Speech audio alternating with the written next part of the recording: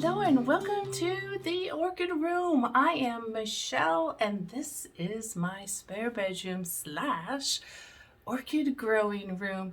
And if we have never met before, hello, I'm Michelle. I suffer with chronic migraines and a few other chronic illnesses.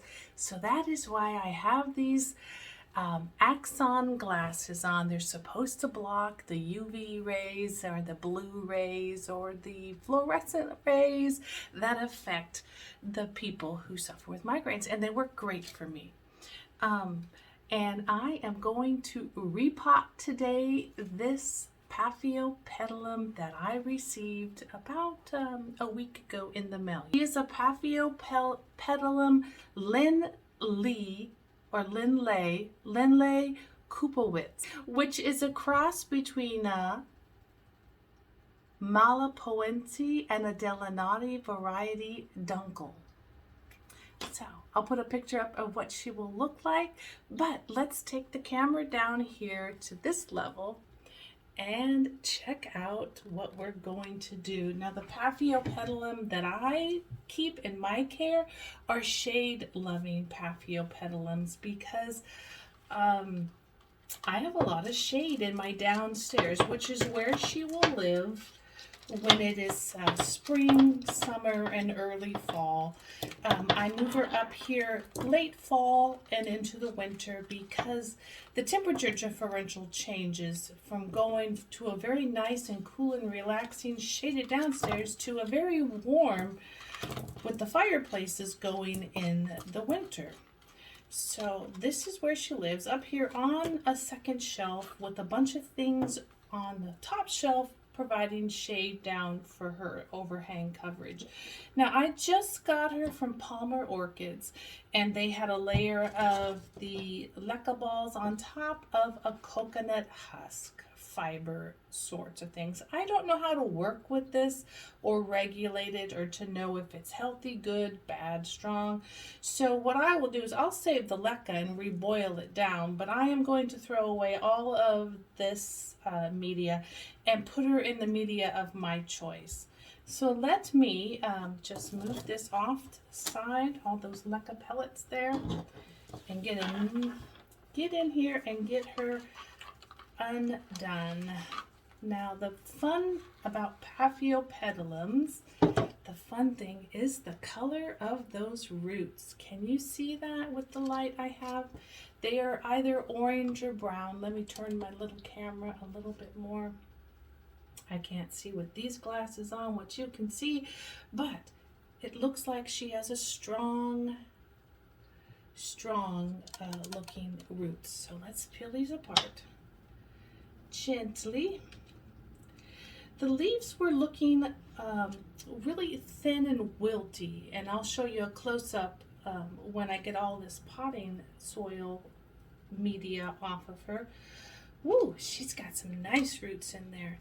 She loves moisture. She loves to not dry out. That is why you know, you see that she's kind of dripping wet, and I have to water her every day just to make sure she, since I got her, to make sure she was still being hydrated. I had no idea what the condition of the roots were, so I wanted to make sure she had the hydration she needed.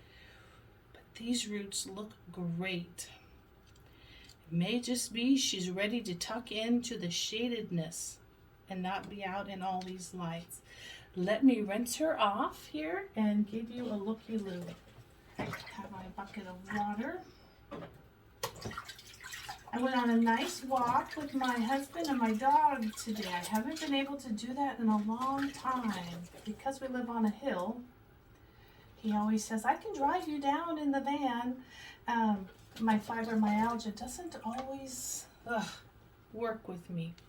Let me clean this mess up, dry her so she's not dripping. I'll get her closer, but we did get to go on a nice little walk. So she is dried enough for me, and I will get her up close. It might be easier if I show you from this angle because I know that the light is a little bit crisper when I can see what the heck I'm doing.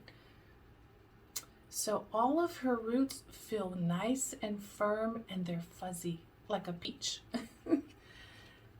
They're very different than a Phalaenopsis. If this is your first time seeing a Paphiopedilum without all her media around her, she won't have any roots. Well, these are all excellent. She won't have any roots going up in the air and arms that kind of climb like you would see in a Vanda or a Phalaenopsis. Let me show you. You see how the roots kind of go up and around. Everything with the Paphiopedilum goes down and into the soil. And she's going to want to be potted up right up to where the that first root, there's one growing right there. She's going to be wanted to be potted up right where the roots can go right into the water. Excuse me, right into the media that is moist.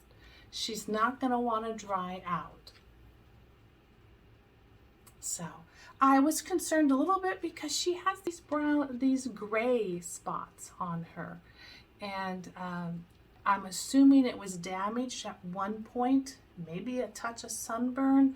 But what I'm going to do, she has some on this leaf too, and this bottom leaf. What I'm going to do is spray some neem oil on these and clean them up in case it is a fungal thing going on.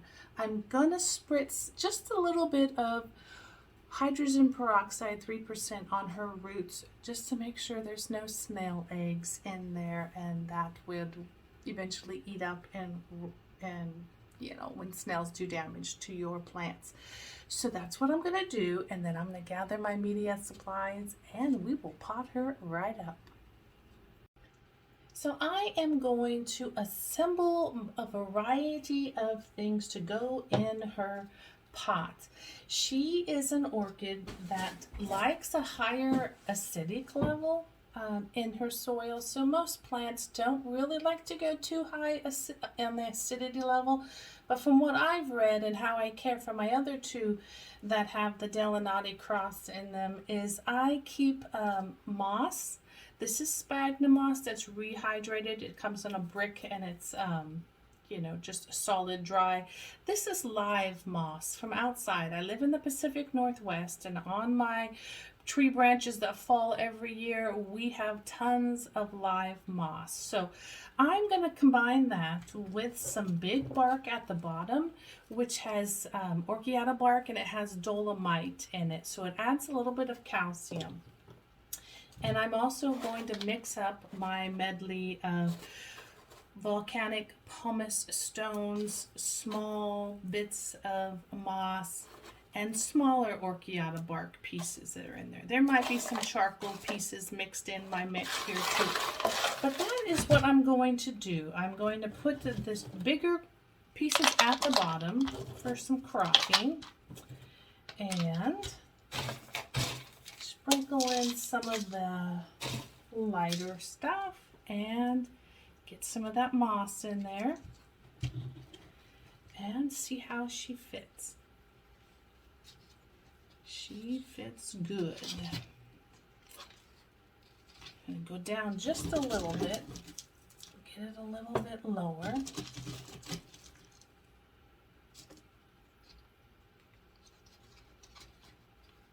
There. Now I am going to build up those layers all around her. So I will dash in some of this, some of that. I want to make sure to leave the top layer to be that fresh live moss.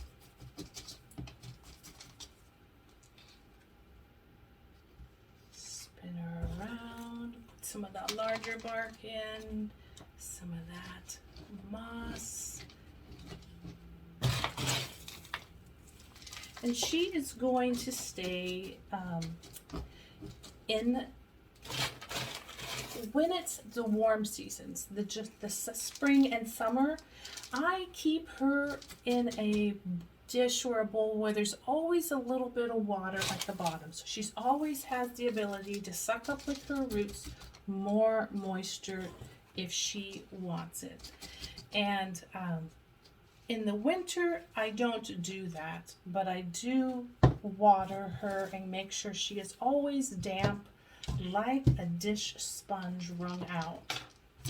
That's the condition I like to keep for her. And all my other shade-loving Paphiopedilums. Let's tuck that in. Let's finish this up here.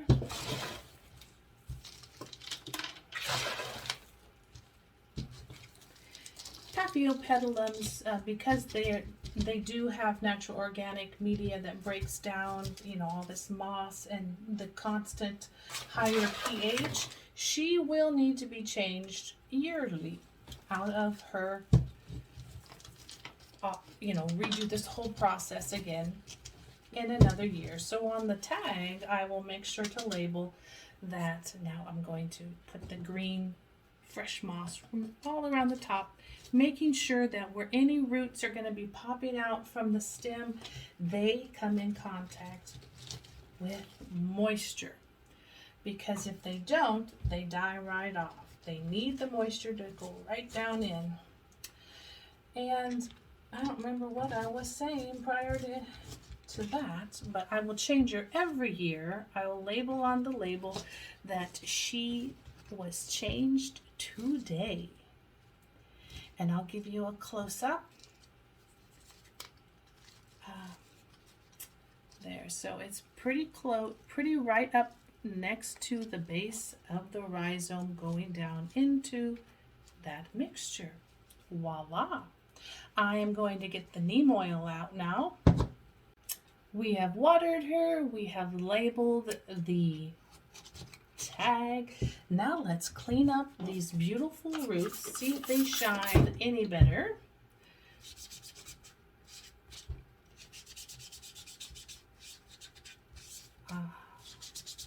Welcome to my world and to my home, little plant. I always like to give them a little hello. Yeah, not certain about this one here. That looks like it might be like a rot or a fungal. I'll have to keep my eye on it.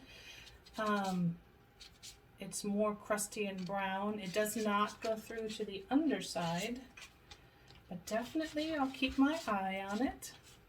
The white looks like it just may have been damaged, as in at one point it got folded and it made a crease. But the brown, not certain about that. I will put a touch of cinnamon on it. Cinnamon acts as an antibacterial, in case you did not know that. And let me grab that. And just as a precaution. But we are all set with this new Paphiopedilum in her new house, full of moss and bark and moisture, and I will give you an update on how she's doing. And there she sits with her two other companions. Thanks for spending some time with me today. Until we talk again, bye-bye.